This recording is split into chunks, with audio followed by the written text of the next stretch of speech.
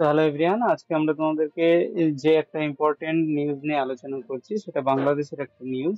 R types of ইন্ডিয়ার যে নিউজটা দেখছো সেই নিউজটা কি, বঙ্গবন্ধু যে বায়োপিকটা তৈরি হয়েছিল বাংলাদেশে, তার যে প্রডিউসার এবং অ্যাক্টর যে ছিল তার ছেলে এবং সেই প্রডিউসার অ্যাক্টর যে তাকে হলো কি করা হয়েছে, লিঞ্চ করা বা অর্থাৎ গণহত্যা যেটাকে বলা হয়, অর্থাৎ পিটিয়ে হত্যা করা হয়েছে। কি একে বঙ্গবন্ধু এবং এই রিলেটেড সমস্ত কিছু আলোচনা করব এবং কিভাবে তাদেরকে মারা হয়েছে, ঠিক আছে, এবং কারা মারলো সমস্ত কিছু আজকের ভিডিওতে আলোচনা করব। তো দেখো, বঙ্গবন্ধু এই যে কথাটা তোমরা এর আগেও হয়তো ওই শুনে থাকবে তোমরা, যে এটা বাংলাদেশের সঙ্গে খুবই কিন্তু জড়িত, কারণ বাংলাদেশের যে বর্তমানে প্রাইম মিনিস্টার যিনি ছিলেন বাংলাদেশের, অর্থাৎ শেখ হাসিনা, সেই শেখ হাসিনার যে পিতা ছিলেন যে, অর্থাৎ বাবা ছিলেন কি, শেখ মুজিবুর রহমান। যিনি ছিলেন যে 1971-এ যখন বাংলাদেশ স্বাধীন হয়, সেই স্বাধীনতার কি একজন লিডার, ঠিক আছে, যে অর্থাৎ একজন মুক্তিযোদ্ধা যে ছিল তার লিডার, এবং তাকে বঙ্গবন্ধু এই আখ্যা দেওয়া হয়েছিল, অর্থাৎ তাকে বঙ্গবন্ধু বলে ডাকা হতো। এবার এই যে বঙ্গবন্ধু যেটা রয়েছে, তিনি আহ, আহ, তার উপর বেস করে, অর্থাৎ তার লাইফের উপর বেস করে কিন্তু এই কিছুদিন আগে আমরা দেখেছি একটা বায়োপিক বাংলাদেশে তৈরি হয়েছিল। যে বায়োপিকটারও নাম ছিল বঙ্গবন্ধু।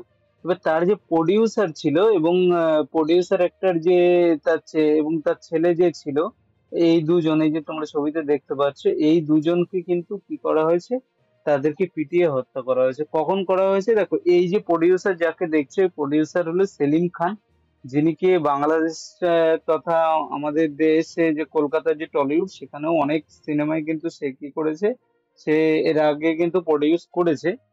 তো এই নিয়ে বঙ্গবন্ধু যে সিনেমাটা রয়েছে, শেখ মুজিবুর রহমানের লাইফের উপর বেস করে তার বায়োপিক যেটা, সেটা তিনি তৈরি করেছিলেন। এবং এই যে যে ছেলেটা ছবি এখানে দেখা যাচ্ছে, এটা হলো শান্ত খান, অর্থাৎ এই প্রডিউসার যে রয়েছে তার ছেলে। তো বাংলাদেশে কি হয়েছে, বাংলাদেশে বর্তমানে আমরা জানি যে বর্তমানে কি রয়েছে, বাংলাদেশে কোনো পিএম নেই, কারণ পিএম যে শেখ হাসিনা, তিনি রিজাইন দিয়ে দিয়েছেন। কারণ বাংলাদেশে একটা বিরাট পরিমাণে একটা আন্দোলন চলছিল, যে আন্দোলনের কারণে কিন্তু প্রচুর পরিমাণে ওখানে মব লিঞ্চিং হচ্ছে। তাছাড়াও এর আগেও অনেক রকম প্রায় 200+ স্টুডেন্টের যেখানে মৃত্যু হয়েছে, এছাড়া পুলিশ ও অন্যান্য কিন্তু প্রচুর মানুষের এখানে মৃত্যু হয়েছে, যা নিয়ে কি একটা বিক্ষোভ বাংলাদেশ জুড়ে দেখা যাচ্ছে। এবং যখনই পিএম অর্থাৎ প্রাইম মিনিস্টার শেখ হাসিনা যখনই তার রেজিগনেশন দিয়েছিলেন, এই নিউজ আসে তখন এই সেলিম খান এবং শান্ত খান, এই দুজনকে কিন্তু পিটিয়ে হত্যা করে একদল লোকজন, ঠিক আছে। তো কি দেখো, বাংলাদেশে দ্য ডেইলি স্টারের নিউজ অনুযায়ী সেলিম খান আর শান্ত খান যারা রয়েছে, এই দুজন অর্থাৎ বাবা এবং ছেলেকে তাদের চট্টগ্রামে চাঁদপুরেই কিন্তু তাদেরকে টার্গেট করা হয় এবং টার্গেট করে এই মব যারা রয়েছে। এবং তারা আহ, এরপর কি হয়, এই দুজন কি করে, ওখান থেকে পালিয়ে ফারাক্কাবাদ এরিয়া পর্যন্ত পৌঁছতে তারা সক্ষম হয়, ঠিক আছে। তাদের যে গ্রাম রয়েছে সেখানে চলে যায়, ফারাক্কাবাদ। এবং সেখানে যখন যায়, তখন যাওয়ার সময় তখন কি করা হয়, তারা কিছু মানুষ রয়েছে যারা, তাদের কি করা হয়, বাগড়া বাজার যেটা রয়েছে, বাগড়া বাজার এরিয়ায়, এই বাগড়া বাজার এরিয়ায় তাদেরকে কি ঘিরে ধরে এবং সেখানে কি তাদেরকে মব লিঞ্চিং করা হয়, অর্থাৎ তাদেরকে পিটিয়ে সেখানে হত্যা করে। এবং এই চাঁদপুর সর্দার পুলিশ স্টেশনের যে ইনচার্জ রয়েছে শেখ মহসিন আলম, তিনি এই নিউজটা কিন্তু কনফার্ম করেছে, যেটা ডেইলি রিপোর্টে জানানো হয়েছে। তো এবার দেখো, এখানে একটা আমাদের প্রশ্ন এসেই যায় যে তাহলে এই শেখ মুজিবুর রহমান, মানে বাংলাদেশের পরিস্থিতি তো সবই জানি, আমাদের যেটা জানার বিষয় সেটা হলো কি, নিউজের পাশাপাশি যে কারেন্ট অ্যাফেয়ার্স এবং জিকে যেটা রয়েছে সেটা আমাদের কিন্তু জানার খুবই দরকার। তো কারেন্ট অ্যাফেয়ার্স এবং জিকে আমাদেরকে জেনারেলি যেই ধরনের প্রশ্নগুলো কিন্তু আমাদের এক্সামে আসে, সেইগুলো নিয়ে আমরা টুকটাক ছোট্ট আহ, প্রত্যেক প্রশ্নের শেষে কিন্তু আমরা আলোচনা করব, ঠিক আছে। তো প্রথমে আমরা যেটা আলোচনা করি সেটা হলো বঙ্গবন্ধু কে। দেখো, বঙ্গবন্ধু হলেন শেখ মুজিবুর রহমান। এখানে তোমরা যে ছবিটা দেখছো, এই যে এই ছবিটা, ইনি হলে, এইটা হলো কি বায়োপিকটার ছবি। ঠিক আছে, একজন অ্যাক্টর যে রয়েছে বাংলাদেশের অ্যাক্টর শুভ, উনি কিন্তু অ্যাক্টিং করেছেন। এই এই যে চরিত্র অ্যাক্টিং করেছেন সেটা হলো শেখ মুজিবুর রহমান। এবং শেখ মুজিবুর রহমান যিনি রয়েছেন তিনি তার বঙ্গবন্ধু নামে পরিচিত, অর্থাৎ বর্তমান যে প্রাইম মিনিস্টার ছিলেন অর্থাৎ রিসেন্ট যিনি রিজাইন করেছেন শেখ হাসিনা তার পিতা। ঠিক আছে, শেখ হাসিনা যে রয়েছে শেখ হাসিনার পিতা, এবার তাকে বঙ্গবন্ধু বলা হয়। ঠিক আছে, তার পিতাই হলো কি মুজিবুর রহমান। হ্যাঁ, মুজিবুর রহমান। ঠিক, ইনি কি ছিলেন? ইনি ছিলেন হলো আমরা বলতে পারি যে প্রেসিডেন্ট ছিলেন। প্রেসিডেন্ট কতদিন ছিলেন? বাংলাদেশে প্রথম যখন হয় তখন তিনি এখানকার প্রেসিডেন্ট, এখানকার প্রেসিডেন্ট ছিলেন। এবং 12ই জানুয়ারি, একটা মনে রাখবে, 12ই জানুয়ারি 1972 ফার্স্ট যখন ভোট হয়, তারপর থেকে 24শে জানুয়ারি, ঠিক আছে, 1975 এই টাইম পর্যন্ত তিনি কি ছিলেন? তিনি ছিলেন এখানকার প্রাইম মিনিস্টার, পিএম ছিলেন। এবং প্রেসিডেন্ট কখন ছিলেন? প্রেসিডেন্ট ছিলেন এর পর থেকে, অর্থাৎ আহ, 25 জানুয়ারি, 25 জানুয়ারি 1975 থেকে, অর্থাৎ 75 থেকে তিনি হলো 15ই আগস্ট, 15ই আগস্ট 1975 পর্যন্ত তিনি কিন্তু 1975 পর্যন্ত তিনি কিন্তু এখানকার কি ছিলেন? প্রেসিডেন্ট ছিলেন। এবং এরপর তাকে কি করা হয়? এরপর তাকে হলো সেখানেও তাকে কি করা হয়? হত্যা করা হয়। মানে এই শেখ মুজিবুর রহমান যিনি রয়েছেন তাকেও কিন্তু সেখানে হত্যা করা হয়। এবার দেখো, এর পাশাপাশি আমাদের কিছু জিনিস যেগুলো জানা দরকার বাংলাদেশ সম্পর্কে, এক্সামে আসার মতো, সেগুলো কি? বাংলাদেশ যেটা রয়েছে, হুম, ঠিক, তোমরা একটু আমরা চোখটা বুলিয়ে নিই বাংলাদেশ সম্পর্কে। এর যে ক্যাপিটাল রয়েছে, ক্যাপিটাল কি? ক্যাপিটাল হলো ঢাকা। ঠিক আছে, এখানকার কারেন্সি কি? কারেন্সি হলো টাকা। এটা তোমরা মনে রাখবে।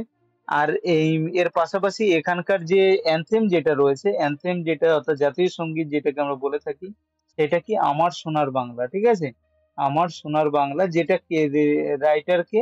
রাইটার মনে রাখবে তোমরা, কিন্তু তার রাইটার হলো রবীন্দ্রনাথ ঠাকুর। অর্থাৎ আমাদের যিনি রবীন্দ্রনাথ ঠাকুর, তিনি একমাত্র, রবীন্দ্রনাথ ঠাকুরই হলো একমাত্র ব্যক্তি যিনি হলো ইন্ডিয়া এবং বাংলাদেশ অর্থাৎ দুটো দেশের জাতীয় সঙ্গীতে তিনি রচয়িতা। এটা তোমরা সঙ্গে সঙ্গে মনে রাখবে। আর এখানকার একটা স্লোগান যেটা রয়েছে, বাংলাদেশের যে স্লোগানটা হলো জয় বাংলা। এই কথাটা তোমরা অনেকেই শুনে থাকো, জয় বাংলা। হ্যাঁ, এটা হলো বাংলাদেশের কি স্লোগান। আর এর পাশাপাশি আমাদেরকে যেটা জানা মানে দরকার, সেটা হলো এখানকার ভাষা তো প্রত্যেকেই জানো, এখানকার ভাষা হলো বেঙ্গলি। এই অফিসিয়াল ল্যাঙ্গুয়েজে এটা হলো কি বেঙ্গলি, মানে বাংলা এখানকার। ঠিক আছে, আর এখানকার মানুষ যারা রয়েছে তাদেরকে কি বলা হয়? বাংলাদেশি বলা হয়। এটা প্রত্যেকেই জেনে থাকুক, বাংলাদেশি বলা হয়। আর এর পরপর তোমাদেরকে যেটা জানা দরকার সেটা হলো যে কবে এই স্বাধীনতা হয়েছে? 1971 সালে। 71 সালে 16 ডিসেম্বর কিন্তু এই দেশ স্বাধীন হয়েছে। ঠিক আছে, আর 1972 সালে 16 ডিসেম্বর হলো এই দেশে হলো কনস্টিটিউশন যেটা রয়েছে, বর্তমান যে কনস্টিটিউশন সেটা কিন্তু এখানে চালু করা হয়। ঠিক আছে, আর এর পাশাপাশি আমাদের যেটা জানা দরকার যে ইন্ডিয়ার সাথে এই যে দেশটা রয়েছে বাংলাদেশ, ইন্ডিয়ার 5টা স্টেট রয়েছে, যারা হলো স্টেটস রয়েছে যেগুলো হলো বাংলাদেশের সঙ্গে তাদের বর্ডার শেয়ার করে। সেগুলো কি কি রয়েছে? এক হলো মিজোরাম, হুম, আসাম, ত্রিপুরা, আর আমাদের ওয়েস্ট বেঙ্গল যেটা রয়েছে, ওয়েস্ট বেঙ্গল। আর আরেকটা আমাদের মানে ওখানকার যেটা রয়েছে, আর একটা কি রয়েছে? কি কি? 5টা: মিজোরাম, আসাম, ত্রিপুরা, ওয়েস্ট বেঙ্গল, আর হলো আহ, ত্রিপুরা, মিজোরাম। আর একটা আমাদের কি কি রয়েছে? আর একটা হলো মেঘালয়। ঠিক আছে, সরি, আর একটা হলো মেঘালয়। এই এই কয়টাই কিন্তু মেঘালয়। হ্যাঁ, মেঘালয়। এই কয়টা প্রায় কতটা? প্রায় 4096 বর্গ কিলোমিটার কিন্তু যে কি বর্ডার শেয়ার করে। আর যেটা হলো ওয়ার্ল্ড এর মধ্যে সব থেকে 5th নাম্বারের হলো বর্ডার, অর্থাৎ 5 নম্বর লম্বা বর্ডার। আর এই যে বাংলাদেশ এবং ইন্ডিয়ার মধ্যে যে বর্ডার রয়েছে তার নাম মনে রাখবে রেড ক্লিফ বর্ডার। কি? Red cliff border. অর্থাৎ একজন ইংরেজ অফিসার ছিলেন রেড ক্লিফ, যিনি এই বর্ডারটা এঁকেছিলেন, সেজন্য তার নাম অনুযায়ী রেড ক্লিফ বর্ডার দেওয়া হয়েছে। আর এটা কত? 17ই আগস্ট। কবে আঁকা হয়েছে? 17ই আগস্ট 1947। এটা তোমরা কিন্তু মনে রাখবে। তো দেখো আজকের এই নিউজের পাশাপাশি আমরা কি যেই ধরনের এক্সামে আমাদের প্রশ্নগুলো আসতে পারে সেগুলো কিন্তু আমরা আলোচনা করে নিলাম। আমরা প্রত্যেকটা ভিডিওর সঙ্গে সঙ্গে কিন্তু এইগুলো নিয়ে একটু চোখ বুলিয়ে নেব যেগুলো আমাদের এক্সামে আসার মতো। তাহলে কি হবে, এক্সামে যদি এই ধরনের প্রশ্ন আসে, আর এইটা যেহেতু এখন বর্তমানে ট্রেন্ডিং এ, এক্সামে আসার একটা কিন্তু খুব চান্স রয়েছে। তো থ্যাংক ইউ ফ্রেন্ড, ভিডিওটা লাইক শেয়ার করে চ্যানেলটা প্রথম হলে চ্যানেলটাকে সাবস্ক্রাইব